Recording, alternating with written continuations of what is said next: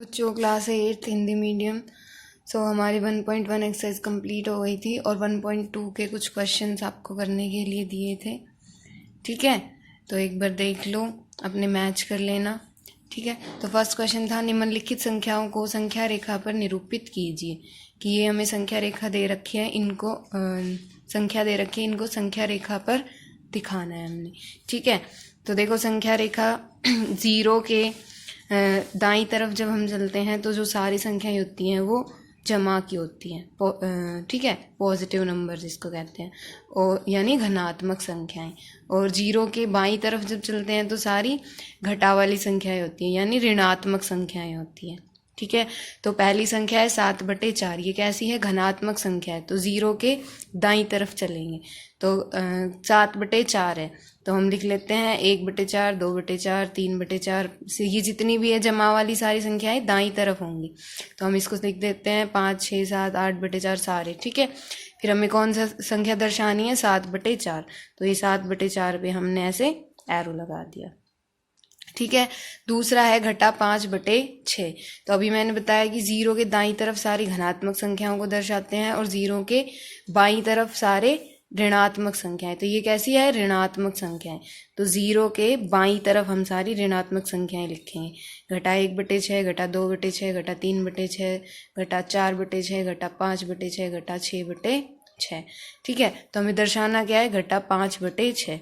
तो ये जो घटा 5/6 आया है इस पे हम ऐसे एरो लगा देंगे। ठीक है, तो ये था question number first. Question number second देखो, घटा 2/11, घटा 5/11, घटा 9/11 को संख्या रेखा पर निरूपित कीजिए। तो इस बार ये 3 संख्याएं दे दी हैं, इन तीनों को हमें संख्या रेखा पर निरूपित करना है। तो अभी मैंने बताया कि 0 के बाईं तरफ सारी ऋणात्मक संख्याएं होती हैं, यानी घटा वाली। तो घटा 1/11 ऐसे करते पूरा घटा 10/11 तक लिख लो ना।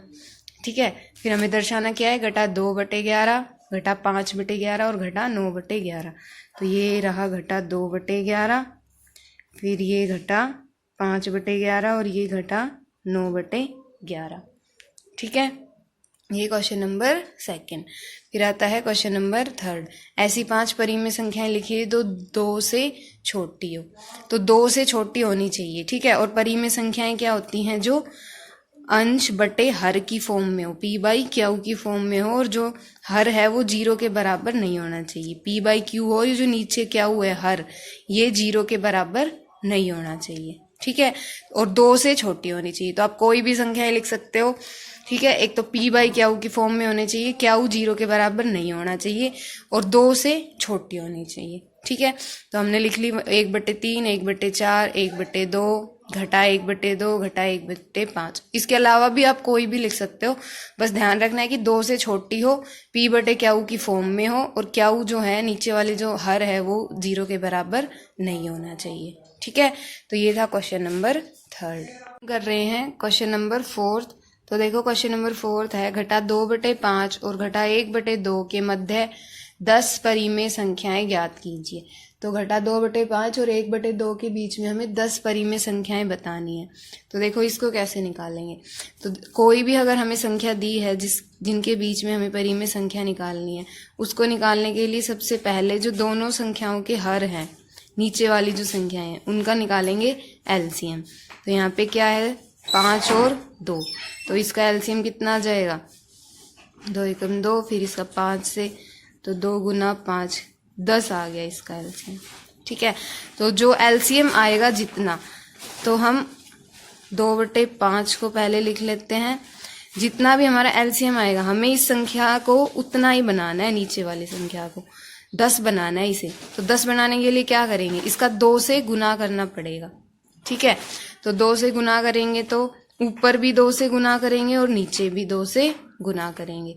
ठीक है, कितना, इस संख्या को कितना बनाएंगे? जितना एलसीएम आएगा उतना बनाना है हमें। तो 5 को 10 बनाने के लिए उसको 2 से गुना कर देंगे। ठीक है, और नीचे अगर 2 से कर रहे हैं तो ऊपर भी उसको उसी संख्या से गुना करेंगे। तो इसको 2 से नीचे गुना करेंगे, 2 से ऊपर, तो 2 दूनी 4, और घटा का लग रहा है तो घटा 4, 5 दूनी 10। ओके, फिर देखो दूसरी संख्या है 1/2, इसको भी 10 बनाना है। तो 10 बनाने के लिए क्या करेंगे? 5 से ऊपर गुना, 5 से नीचे गुना, ठीक है। तो 5 एकम 5 और 5 दूनी 10, ठीक है। अब देखो घटा 4/10 और 5/10 आ गया है। तो अगर हम घटा 4/10 और 5/10 के बीच में देखें तो 10 परिमेय संख्याएं नहीं बनेंगी, ठीक है। तो हम क्या करते हैं, इसको और बड़ा कर लेते हैं ताकि जो डिफरेंस है इन दोनों के बीच में वो ज्यादा आ जाए, जिससे हमें 10 परिमेय संख्याएं मिल जाएं बीच में। तो क्या करते हैं, तो ये घटा 4/10 आ गया और ये 5/10। तो अब क्या करेंगे, इसको ऐसी संख्या से गुना करेंगे, इसका दुगुना कर लेंगे, क्योंकि घटा 4/10 और 5/10 के बीच की अगर हम सारी संख्याएं लिखें तो हमें 10 परिमेय संख्या नहीं मिलेगी, ठीक है।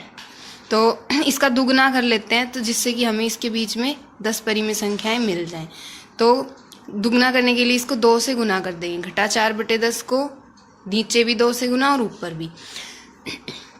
तो ऊपर गुना करेंगे 4 दूनी 8 और घटा का निशान नीचे 10 दूनी 20। इधर 5/10 को भी 2 से गुना कर देंगे, 5 दूनी 10, 10 दूनी 20।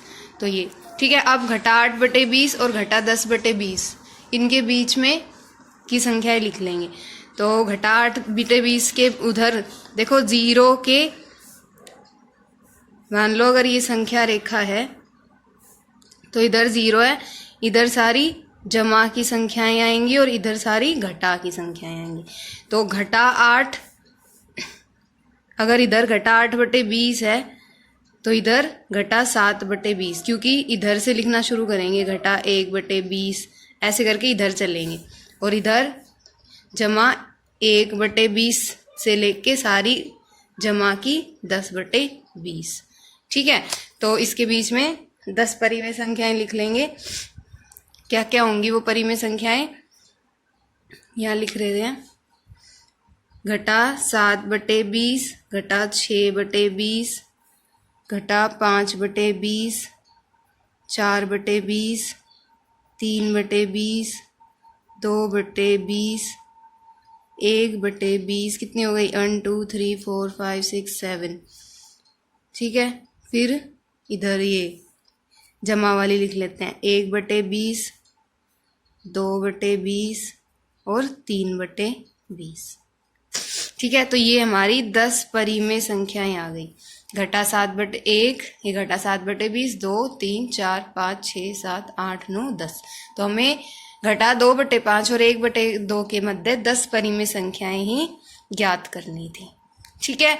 तो ऐसे ही क्वेश्चन नंबर 5 है कि ये 2 संख्याएं दे रखी है, इनके बीच 5 परिमेय संख्याएं ज्ञात करनी है। दूसरा पार्ट है, इन दोनों के बीच में भी 5 परिमेय संख्याएं ज्ञात करनी है और इन दोनों के बीच में भी 5 परिमेय संख्याएं ज्ञात करनी है, ठीक है। ये क्वेश्चन आप खुद ट्राई करके देखना जैसे ये क्वेश्चन है, ठीक है। अगर फिर इसका हम नेक्स्ट क्लास में डिस्कस कर लेंगे, पहले आप इसको ट्राई करके देखना, और इससे नेक्स्ट जो क्वेश्चन है वो करेंगे हम नेक्स्ट क्लास में।